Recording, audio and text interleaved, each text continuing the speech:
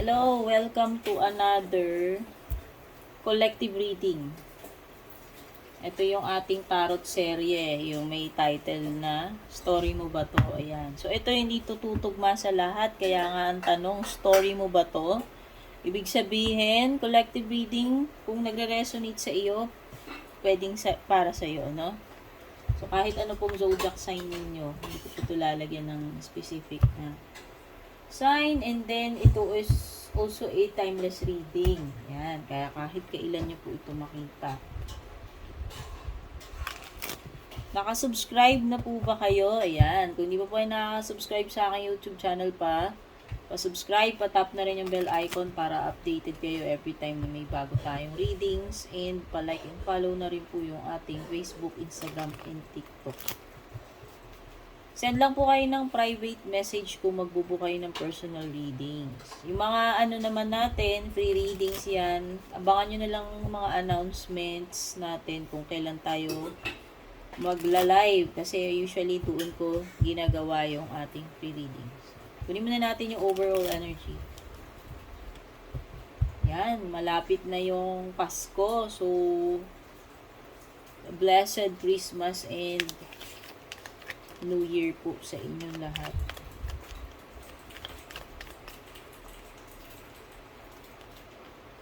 Uy, 10 of Pentacles. This is pagiging stable pagdating sa kabuhayan mo, no? And also pati rin sa pagdating sa family. Yan. Pagiging solid, pagiging kumpleto, stable. Masagana, yan. Actually, dami mong points yan. So, pwedeng indication to maraming pera, or at least pagiging stable nung kalagayang financial mo, kung may negosyo ka. Yan. Overall, pagdating sa financial mo, ang okay. Ito yung energy mo, at mukhang masaya naman yung family. Ayan. Napoprovide yung mga dapat i-provide. No? Parang yun kumpleto, no? Hindi lang sa material, no? Pati sa pagdating sa family, okay. Ano pa yung mga surrounding energies? Ayan. Four of Swords. Queen of Cups. So, pwedeng may dito. Water sign. Cancer, Scorpio, Pisces. Nafe-feel ko dito sa combo ng mo. Nafe-feel ko dito sa combo ng Four of Swords and Queen of Cups. Parang mas magpo-focus ka kung ano yung mga... Ang focus mo ngayon is kung paano ka magiging well-being, sabihin na natin, yung well-being mo. Parang mas binavalue mo dito yung katahimikan Mas binavalue mo dito yung wala ka masyadong stress. Kaya parang parang nakikita ko dito sa Four of Swords mo, magte-take ka ng time talaga na makapagpahinga. No? Kung ikaw ay buong taon, very busy ka, puro trabaho, puro stress, parang ka talaga, paglalaanan mo ngayon yung time na makakapagbakasyon ka dun sa mga bagay na yon. Yun yung stress, trabaho, etc. Ito yon. Time na makapagpahinga. Makapag-relax. No? I-clear mo muna yung isip mo doon sa mga aligaga. Yan. Ito yon. So, yun yung mahalaga sa'yo. Yun yung nafe-feel ko dito sa combo ng Queen of Swords and... Queen of Swords tuloy, sorry. Four of Swords and Queen of Cups mo. Oo, possible na may healing din dito kasi meron kang Four of Swords and then Three of Swords. No? Pwedeng iba sa inyo, nagpo-focus kayo sa sarili ninyo, paano kayo makaka-move on, paano maghihilom yung yung sugat ng puso ninyo, yung sama ng loob nyo. Kasi ito ay pagiging heartbroken. Ayan, kung ano man ang naging rason ng pagiging heartbroken mo, hindi ko alam. Depende na sa nangyari siya. Pero, yan nga, meron proseso ng healing dito. Time out, pahinga as in. Recovery period, no? So, parang napaka-importante sa inyo niyan. Kesa sa ibang bagay. Kumbaga yun yung yung top priority ninyo na maibibigay ninyo sa sarili ninyo. Yan yung nakikita kong nase-sense ko at least dito sa energies ng cards mo. Oo nga, oh. Time out muna. Ayaw muna ng jowa-jowa.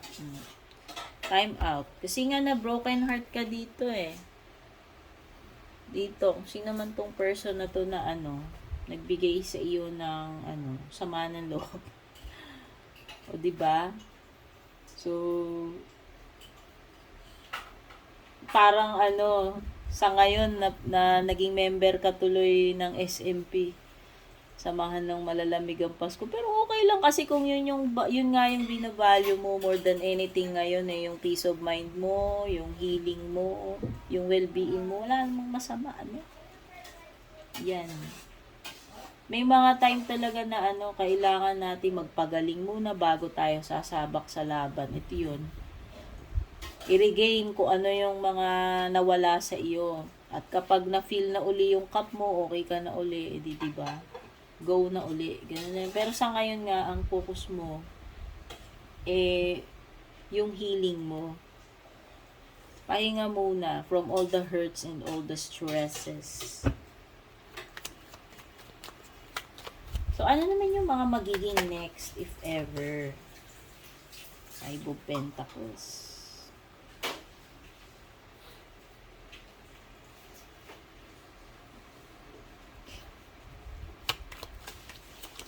Okay. The Fool. Okay. What's next? Ayaw mo na muna eh. Nakikita ko talaga dito, medyo magtatagal yung period na mag-isa ka lang muna. No, kasi ayaw mo rin mag-beg, ayaw mo rin na ayaw mo naman ipilit yung mga bagay-bagay or pwedeng nagkaroon ka na ng trauma or lesson na siguro kung naging desperado ka in the past, hindi mo na uulitin yun. No? Ayaw mo na yung feeling na ganun na parang ilalaban o paano ba, ipipilit mo pa or magbebeg ka pa. Yan. Yun yung papasok sa akin na magbebeg. Ayaw mo na. So, baka nagkaroon ka ng feeling na ganyan na parang saktan kasi parang para lang dun sa person dahil mahal na mahal mo, kailangan mo pa bang magbeg, no? Parang ganun. So, ayaw mo na yun. And mas magiging maingat ka na with the Fool card. Yun yung napipil ko na hindi ka na basta papasok sa isang relationship, parang mas masigurista ka na ngayon, no? Kasi nga natuto ka na nasaktan ka parang ayaw mo na syempre maulit yun, obviously. Ewan ko na lang kung may mga iba na gano'n na nga yung nangyari, go lang ng go. Mas ka na ngayon, mas cautious ka na. At feeling ko, hindi ka muna magte-take ng risk. Yun yung napipil ko dito. Sa card mo. Ano pa?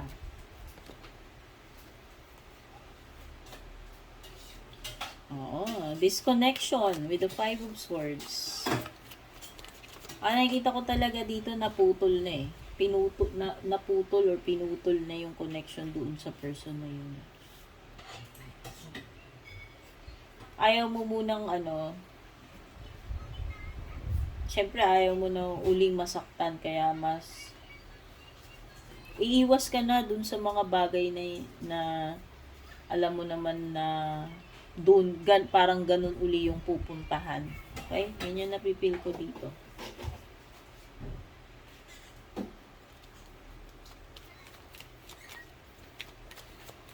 ayaw mo na rin eh. Kumbaga ayaw mo nang makipaglaban pag ganyan, no? Parang iniisip mo, worth pa ba ipaglaban yung ganito kung nasasaktan ka rin lang. Parang yun yung napifeel ko dito. So, better na mag-ano ka na lang yung mag-retreat kaysa ilaban pa yung mga ganyan na ikaw din naman yung masasaktan or nasasaktan, no? Ano ba yun? Parang naging love reading yung reading natin. Hindi naman ito love reading. O, pwede rin may earth sign dito. Ayan. Kung may water sign dyan, Cancer, Scorpio, Pisces, meron ding earth sign, Taurus, Virgo, Capricorn.